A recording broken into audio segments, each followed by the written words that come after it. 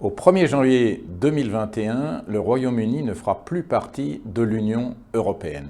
C'est-à-dire qu'il n'appartiendra plus ni au marché unique, ni à l'union douanière. Et ça va avoir des conséquences immédiates en matière de circulation des personnes, des marchandises, des services et des capitaux, puisque ce sont les 4 libertés fondamentales de l'Union européenne, du marché unique, auxquelles le Royaume-Uni n'appartiendra plus. Donc ça va avoir des conséquences évidentes, immédiates, sur toutes les relations entre l'Union européenne et le Royaume-Uni.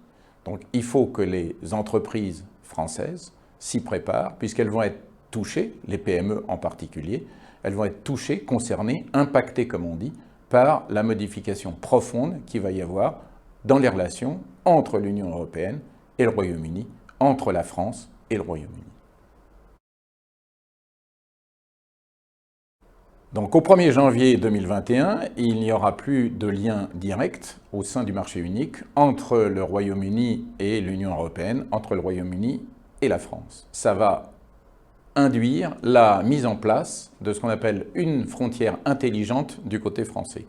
Cette frontière intelligente, c'est simplement une frontière qui est dématérialisée, donc qui suppose le fait que les entreprises remplissent un certain nombre de documents électroniquement avant que les marchandises soient soit importées, soit exportées.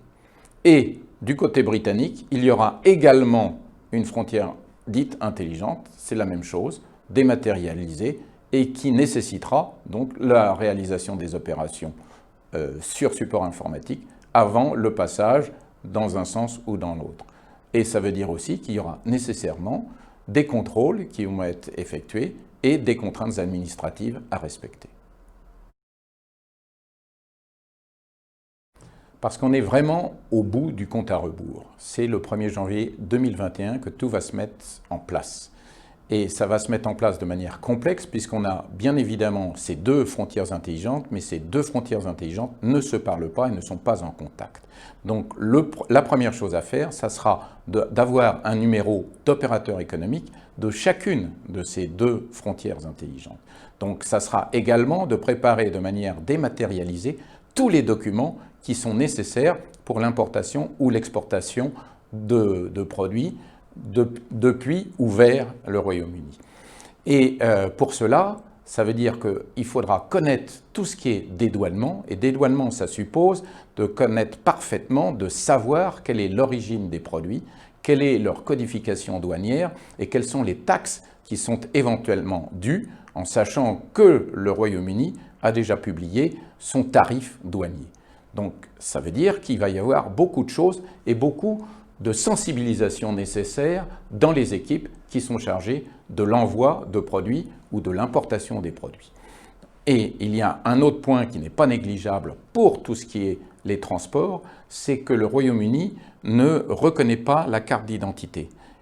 Même s'il est prévu de laisser un petit laps de temps d'adaptation, il sera nécessaire et indispensable pour tous les chauffeurs routiers, qu'ils soient français ou d'ailleurs, qui se rendent au Royaume-Uni, d'être titulaire d'un passeport.